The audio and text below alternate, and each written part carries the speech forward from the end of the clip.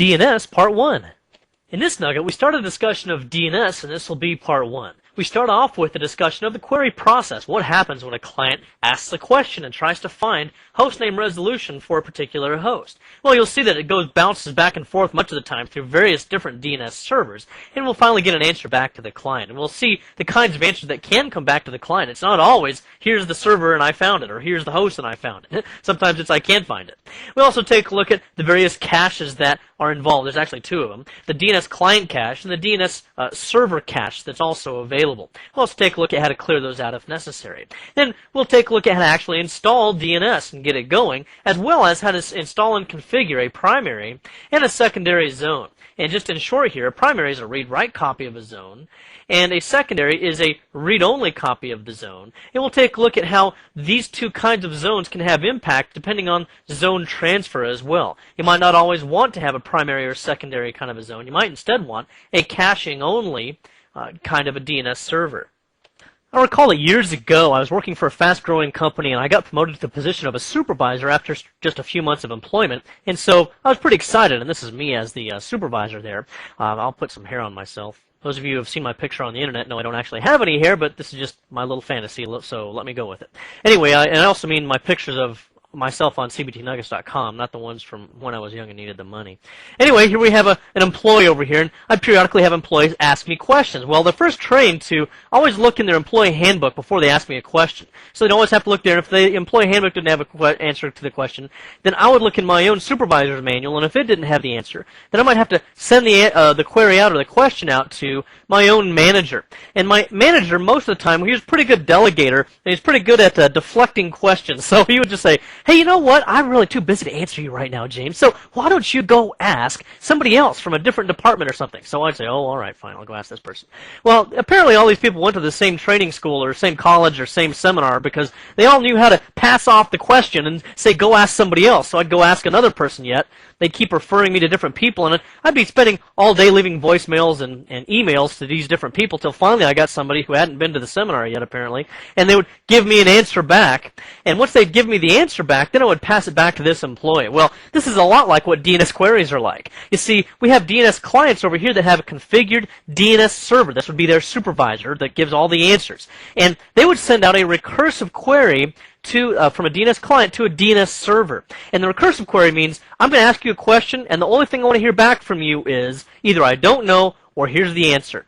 And that's what happens. I don't want you to tell me to go talk to somebody else. That's recursive. That means you give me the answer no matter what. And then on my part, or the DNS server's part, it usually has to perform iterative queries. So it'll perform iterative queries where iterative means to repeat something over and over again until the result the result occurs. And I would just ask one person after another, and then this person would tell me someone else to ask. So I'd ask someone else, and they'd tell me someone else to ask, and I'd ask someone else. That's iteration, and that's what happens usually with DNS servers. Well, that whole role of me as the supervisor and answering questions for various employees is much the same as what we have with name resolution and DNS servers in Windows Server 2003, and in most current versions of Windows, by the way. And what happens here is I have an employee out here, or in this case, a DNS client, who's trying to find an answer to something, and their answer is, where in the world is www.cbtnuggets.com? Well, they have as configured as their supervisor or as their DNS server, this DNS server that hosts nuggetlab.com. So, what happens when they ask the question? First thing they do is to look in their own client cache, and this can have answers that were previously queried. So, for example, if they were previously able to get an answer to where www.west.cbtnuggets.com was, then that would be in their client cache. And also what we can put in there is the contents of a host file, which is a text file that appears on that client's computer, and it loads into the client cache, which is a small portion of memory, upon startup.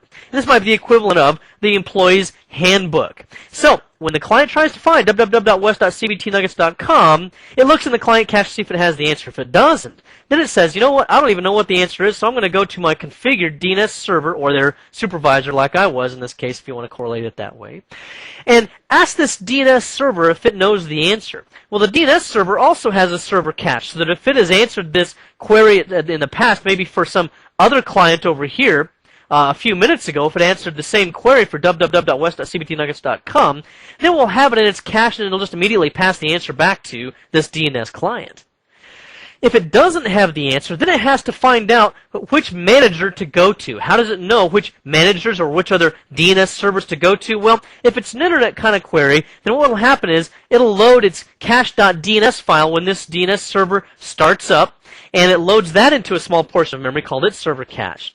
And it will send that query out across the internet, in the worst case scenario, clear up to the root server. And that's really what the cache.dns file does, is it points out where all the root servers are on the internet that we can query. Now, the root server will say, well, you're looking for west.cbtnuggets.com. You're looking in that zone. I don't have that zone. All I know about is .com. So it will send me down to .com, and at this point, although this is a recursive query over on the client's side of things, really, at this point, this is all iterative queries. So all it does is pass back down to me who the .com server is that I can go to. And at this point, the iteration is all on my part, and I have to go back and forth and back and forth and back and forth through iteration to find the correct answer. So, next thing I know is I ask the .com server where cbtnuggets.com is. The .com server says, well, I know where cbtnuggets.com is, so you can go down here to ask this server. So I ask this server. cbtnuggets.com says, well, I'm not really where you want to be. You want to go one level further. You're looking for west.cbtnuggets.com. So it passes back a referral to west, and I find the DNS server for west.cbtnuggets.com. Then it should have a CNAME or an A record for www.west.cbtnuggets.com, and eventually I can get the query answered and directly contact this server, or actually pass back a referral to this server to this client. And now this client will be able to contact www.cbtnuggets.com.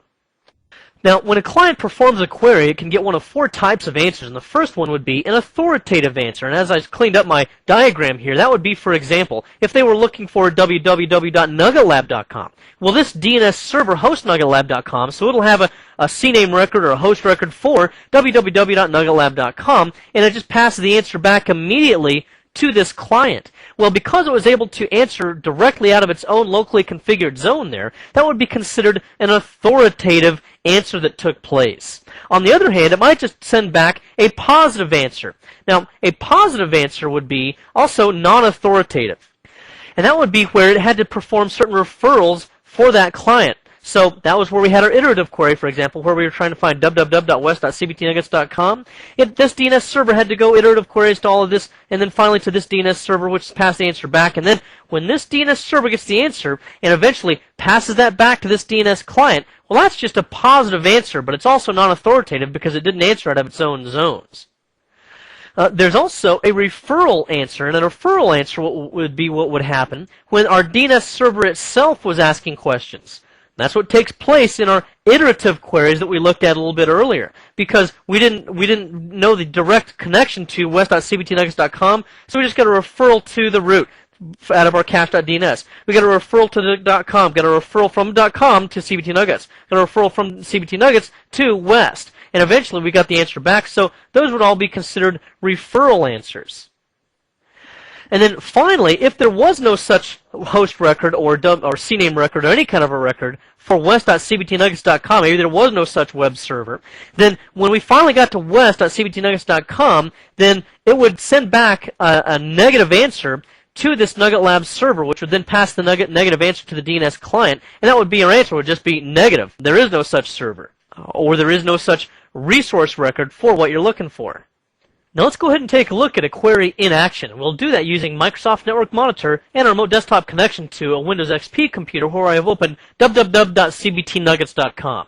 Now when I opened up this web page at www.cbtnuggets.com, I'd also been performing a Microsoft Network Monitor packet capture. And here's all the captured packets that we have there, and we see there's 1,300 of them.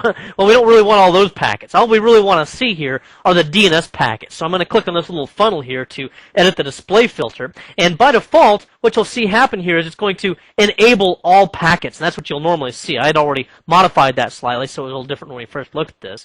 But that's what you'll see. I'm going to then disable all of them, and then I want to enable only DNS packets. So I'll select DNS and choose enable. And now it's only going to show me packets for DNS, which should give me about 6 packets. 1, 2, 3, 6 packets, yeah. All right, now let's take a look at what actually took place with this packet trace. Here, we started off with the source MAC address of my Windows XP's network card on 10.10.10.32, I think it was, and that was this MAC address destined for this local MAC address. Now, by local, I mean this local server, which is configured at 10.10.10.20. And, of course, it was looking for a standard query for that website. Problem is, this DNS server didn't know the answer. So it just went ahead and looked for, from its local MAC address, it sent out a packet to a destination DNS server. And we'll take a look at what DNS server that was here in a moment. Now, look at this MAC address here. It's the same here, same here, same here, same here. These are actually going to be different servers that it's asking, and yet I'm seeing the same MAC address in all these packets. Why is that? Because that's what's coming back through my firewall. That's the MAC address for my firewall. So that's what we're really seeing there. Now, let's take a look at the query that takes place from the client, first of all, to this local server. If we go on down here, first of all, we'll see that it came from this IP address to this IP address. That's to be expected. We also see that it's using UDP, and it's at a destination port of UDP 53. TCP 53 and UDP 53 are used for DNS queries, and so you'll need to keep that in mind in terms of your firewall configuration, because you might want to, for example, close off all outbound UDP 53 queries so that only specific DNS servers have the ability to make those outbound requests, and you don't have it coming from unknown sources from within your network. Also, you might want to block inbound UDP 53 queries unless you want to allow public internet queries against your configured DNS servers, which will probably be in your DMZ or demilitarized zone, which is a specially configured part of your network for security purposes. Okay, now let's move on further down and take a look at some other things that are going on with this. Again, we're querying for cbtnuggets.com, www.cbtnuggets.com, and it's sending it out as a recursive query. The recursive query from the client will always be a recursive query on Windows clients. They don't really know how to send out iterative queries, and that's the case because unless they have something like a specialized application that specifically sends out iterative queries, they're just not going to do that. Now let's move on further down here as well, and we'll see that in the question section, again, it's looking for www.cbtnuggets.com. Now, this DNS server is going to have to get a little bit of help, so what it does is it also sends out an outbound UDP packet. Again, it's on destination port 53, but this time it's sending it out to 192.42.93.30, and let me just go ahead and open up a command prompt here and do a ping-a 192.42.93.30. Now, why am I doing a -a there? That will do a reverse lookup so that it finds out who this IP address actually is. And we see that the answer comes back as this name. That's one of the top-level domain servers out there on the internet. So that's what it's looking for. It went to a root server to find the answer. Now, the root server came back with an answer for us. Again, if we scroll down to the relevant portion down here, then it came back from port 53 again to this DNS server, and it gave us this. And I had called it a root server. Actually, it's a top-level domain server, which in this case would be the .com top-level domain. And since CBT Nuggets is registered on the internet, it's able to find for us cbtnuggets.com. Now let's go ahead and take a look at what we've got down here in terms of our answer. Here again is our question. Now in terms of our answer, what does it tell us? The authoritative answers for cbtnuggets.com. It gives us 2 records, and one of those records is NS43 is one of the named servers, and the other one would be NS44. If we go further on down, we'll also see that it gives us the IP addresses for both of those servers. There's 43's IP address, and further on down here, there's 44's IP address here. So now what we're going to see is this local DNS server will query one of those DNS servers as well. So let's go on down here to see which one it queried. There it is. Queried the one with the 174 address. I'm pretty sure that was the NS44 DNS server. And if we move on further down, we'll see that we were able to get some of the query again, and we were able to, in this case, to also get an answer. And that answer would then come back after we send out the question, after we send out the query to this server, the NS44 server. We get an answer back from that same server. And if we scroll further on down here, that www.cbtnuggets.com, and here's our answer section, is on this IP address. And then that's pretty much all we need to know. At this point, now this local DNS server has the answer. www.cbtnuggets.com is on this IP address, and then it will send it back to, recognize this MAC address, remember that's our original XP client. It'll send that answer back to the client. If we move further on down here to the answer section, we'll see that it's sent back. www.cbtnuggets.com is on this IP address. Now also recall that the client cache sometimes gets stale because you might have a record for www.west.cbtnuggets.com, and that's the wrong IP address because that's changed recently, but we still have the old address. We saw in a previous nugget how you can just clear that out by going to ipconfig//flush DNS. However, once it's flushed, if my DNS server still has the old record as well, as soon as I perform another lookup, it's just going to get the old record again, and we're still not going to be able to get that website. So what we can do there is to also clear out the server cache. And first of all, let's go ahead and populate our server cache just so we have something to look at and work with. Let's go to cbtnuggets.com, and we've had to use DNS to resolve this through a couple of referrals to get there. Let's also resolve to msn.com, and what's Martha Stewart so happy about here? It drops the charge. Oh, great. I can't even get out of a speeding ticket, and she gets these fraudulent charges dropped against her. Okay, anyway, so we've got some things populated there now. Now, if some of that's wrong, maybe my CBT Nuggets was wrong, then I could go to command prompt, and like I said, ipconfig, since I'm also the client and I'm also the DNS server in this case because this client is the DNS server, then I could do my flush DNS, and then I can also go to, in this case, my DNS server, if it's got stale records, and I can also look up what it's got in there by going to DNS, and you see I've added other servers in the past that I'm going to refer to a little bit later on. But for the time being, just stay with me here on our DC Nugget 1, which is our current local server. And what I want to do is to look at the cache by clicking on View and clicking on Advanced after having selected DC Nugget 1. And then it shows me my cached lookups down here, and I can go down, oh, there's my .com, there's our CBT Nuggets, it resolved www.cbtnuggets.com to this IP address. And for MSN, it resolved all of these web servers to these IP addresses as well. Okay, so that's how we were able to get all of that. Well, if any of that is stale, what I can do is to right-click on DC Nugget 1 and then choose Clear Cache, or I can go to a command prompt here, and if I've installed the Windows Server 2003 support tools, then I can type dnscmd, which is a very powerful DNS tool, and then I can do a / clear cache. And that's kind of what I like to do just because I'm at the command line a lot, so I just might as well do it while I'm there. So both methods would then successfully clear out this cache. Now let's go ahead and address how to actually install DNS. Now the DNS server we looked at a moment ago was on DC Nugget 1, which again is my domain controller and DNS server, so it's an Active Directory integrated zone for NuggetLab.com. We'll discuss more about what that means a little bit later on. But for the time being, now let's go ahead and just take a look at how I would install a standard DNS server that I wanted to use as a primary zone, and I wanted to also use a secondary zone on another DNS server.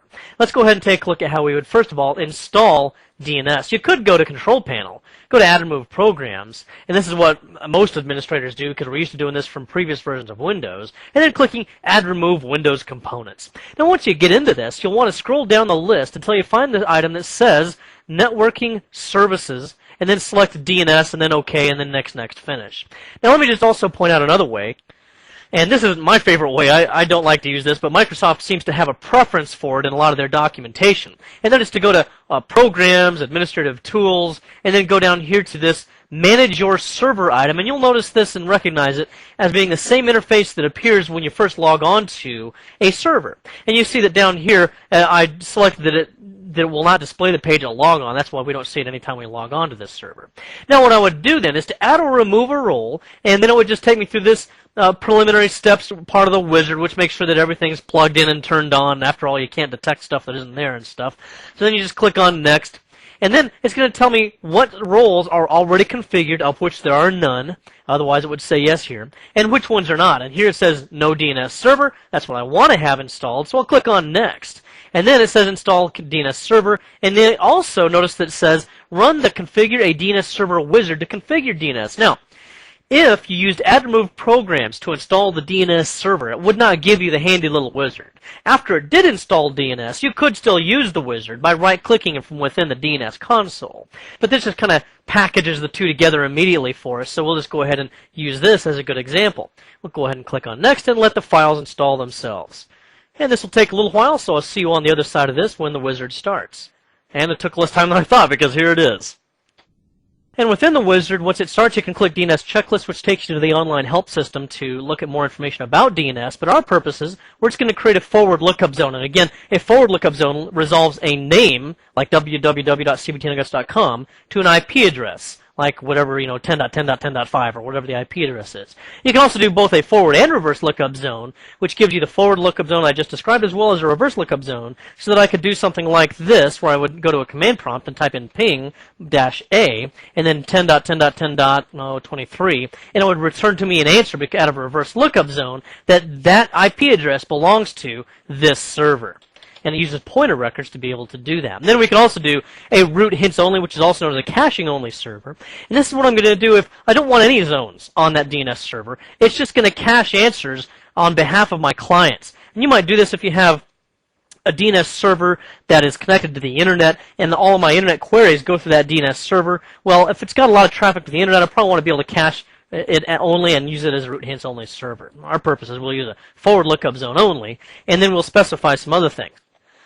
The first one being the server maintains the zone, which would mean that this is a primary forward lookup zone.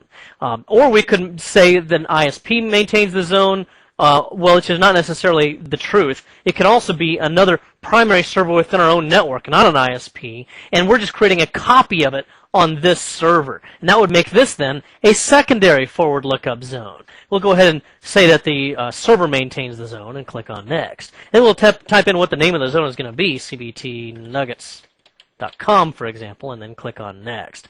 And then what's going to happen is, since it notices that this server, this DNS server, is not also an Active Directory server, it's not also a domain controller, then it's not possible to store it in an Active Directory zone. So it doesn't give me that option. Otherwise, the interface would have provided me with that. Instead, what it's going to do is it's going to store it in a plain text file called cbtnuggets.com.dns. And it's going to store that in Windows, System32, and DNS is where it stores that. And then every time the DNS server starts, it's going to load the contents of that text file, and you can open this in Notepad. It's going to load that on the DNS server. All right, then let's go ahead and click on Next here, and we specify what kind of updates we want. Again, since we're not part of Active Directory, we cannot do secure dynamic updates because we don't have any means for authenticating anybody using this server because it's only a DNS server, it's not an Active Directory domain controller. We could choose allow both non-secure and secure dynamic updates, however, which has significant security vulnerabilities built into it. You might only use something like that in the case of lab environments or testing environments or something like that, or temporary solutions for troubleshooting. Otherwise, we will just not allow dynamic updates at all for the best security solution in our current situation.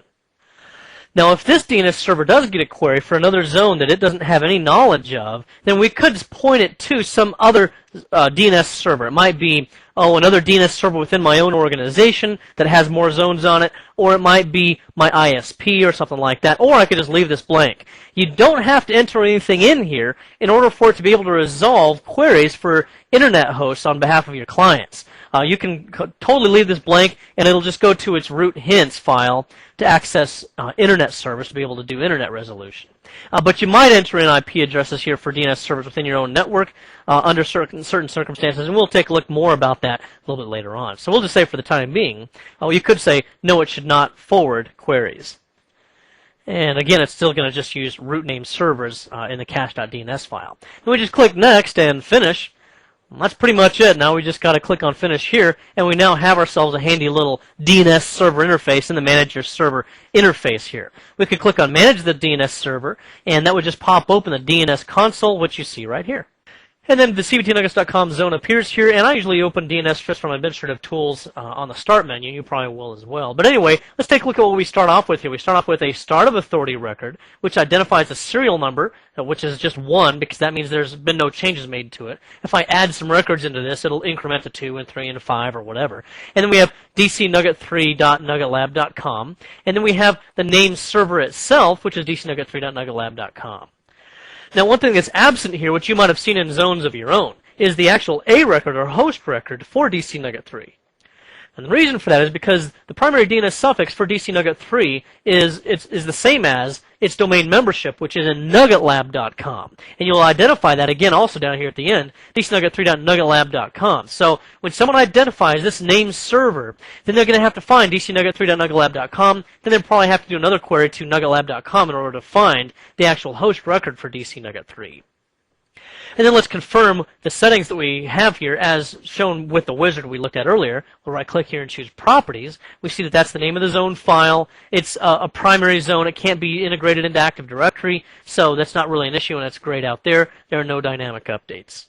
All right, now let's go ahead and then delete this zone. And the reason why I'm doing this by right-clicking on the zone and choosing Delete is because I want to show you how to create one from scratch as well using the console. So I'll right-click on Forward Lookup Zones, choose New Zone, start another wizard, which is a little simpler. Then you specify primary, secondary, or stub zone. Again, anything I don't describe right now, we will be describing a little bit later on. So this is the primary zone. This means that a primary zone, by the way, it means that it's going to be a read-write copy of the zone, whereas a secondary zone is only a read copy, and it simply pulls zone information out of a primary zone. The name of the zone, we'll just do cbtnuggets.com again. CBT Nuggets, I guess I'm going to make that plural, nuggets.com. And then we'll have a zone file of the same name, and we'll not allow dynamic updates, and then finish. And that's pretty much the same thing, just a little bit less hand-holding than in the previous wizard that we looked at. Now then, I've mentioned primary and secondary zones. Let's go ahead and address those a little bit more specifically. These are kind of the root, historically speaking, the root of DNS, which predates Windows products even. They go back into Unix bind servers for years past. And the purpose of the primary zone is to host a read and write copy of the zone. So for example, here in Phoenix, I've got a headquarters office where I've got a couple hundred salespeople that have laptops that come in and out of the office, and if we allow dynamic updates on this primary zone, then you can imagine there's a lot of changes on that zone throughout the day as people come and go on the network. We also have a 128K WAN link that connects a remote office that's near Interstate 10 in Benson, Arizona, down in southeast Arizona. And we want that location because we have a lot of product that we ship out. It's real close to the highway. It's also real close to Mexico, where we have a lot of products we're trying to export. And also, it's real close to Tombstone, Arizona, where the gunfight at OK Corral took place, and it's near the Dragoon Mountains, which is where the famous Apache Indian Cochise, who was a contemporary of Geronimo and a co-fighter with the Apache Indian Geronimo, it's near where he is buried in the Dragoon Mountains. At one point in Arizona's past, right before the Civil War, Cochise was accused of kidnapping a 12-year-old, red-headed, one-eyed boy. He really didn't, but he was accused of it, and that incited a war with the American Army. Anyway, that did not go well, as you can imagine. Anyway, decades later, in his 60s, he was buried in these mountains by his tribe. He was buried next to his horse and next to his dog, and only the Indians knows where he's actually buried. He's buried in some crevice back in here somewhere, and nobody actually knows where that is. Now, with this read-only copy down here, like I said before, we're getting a lot of zone transfer traffic that takes place across this slow WAN link. And these poor little workstations down here, every time they're trying to get on an internet web page or something like that, right at the same time that they do a zone transfer across this WAN link to the secondary server, then their web pages suddenly stop loading, and they get a big glob of traffic that comes across here. And it's kind of disruptive, and it's not practical for this purpose. Now, why do these workstations even need a NuggetLab.com DNS server? Well, if they're doing registrations as well, then they're going to try to register their host names in the primary NuggetLab.com zone, and so they want to be able to be registered in that zone. Also, in addition to that, they have maybe a mail server up here somewhere, and they may have a file server up here that has small files on it that they need to access from time to time, in addition to their own file servers that they have down here in Benson. Now, if they're really only querying this NuggetLab.com server periodically for the mail server and for the file server up here in Phoenix, well, they don't really need the entire zone down here all the time. In that case, what might be better would be to take out this as a secondary zone, and instead make it a caching-only server. And you see, what we could do then is simply point this server up to this primary NuggetLab.com zone on this DNS server up here. And then it will take the mail server's record, the file server's record, and any of the other records that we have down here. It'll only cache them. That way we only have a few queries and answers taking place back and forth across this WAN link, which will be substantially smaller than doing zone transfers back and forth here all day long. Now, let's go ahead and take a look at how it would create a secondary zone. Now, here I've got DC Nugget 3, and here we've got cbtnuggets.com. And here's the primary zone that I created a little bit earlier. Now, I want to put a secondary copy of that zone on DC Nugget 4, so I'll right-click on DNS up here, by the way, and choose Connect to DNS Server. And this is how I'll often manage multiple DNS servers. This is actually the DNS console on DC Nugget 1. I just open it up, and I just add in additional computers that I want to be able to access. DC Nugget 4. additional DNS servers that I want to access. And then there it is. Now it doesn't have any forward lookup zones on it yet, so I'm going to make it a secondary for cbtnuggets.com.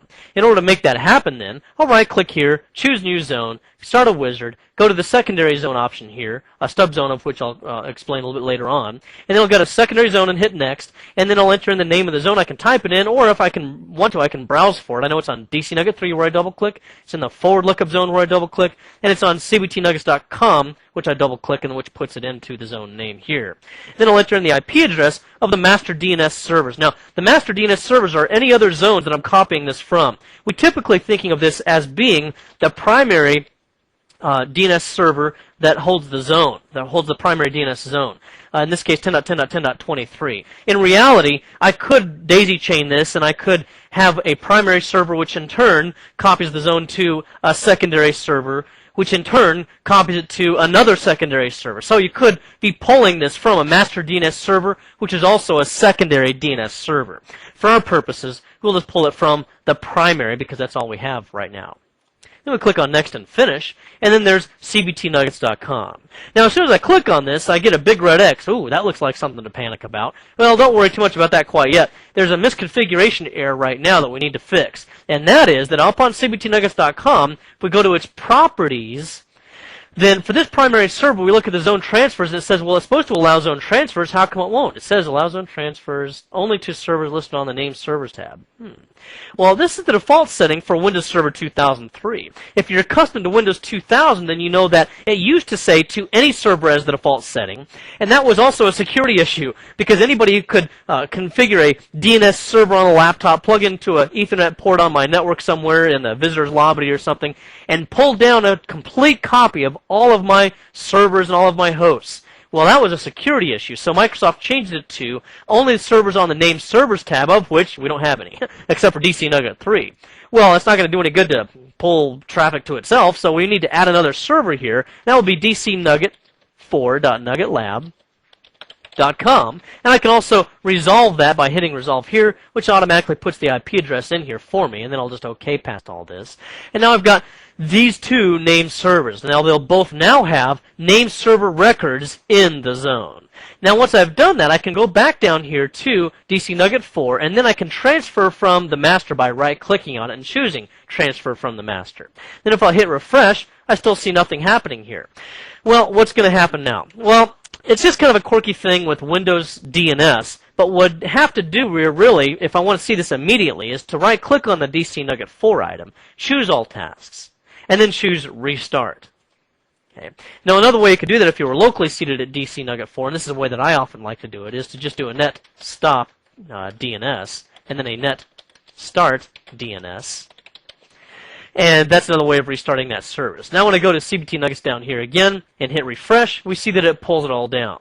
Now that looked a little bit cumbersome. In reality, you don't have to worry about that. Just configure the zone. Make sure that it's configured to allow zone transfers to DC Nugget 4. Go to lunch. When you come back, if you still have a problem, there's probably some other configuration or connectivity problem. But in our case, I just restarted everything and manually pulled the zone transfer because I was putting a hurry up on it so that you could go ahead and see it.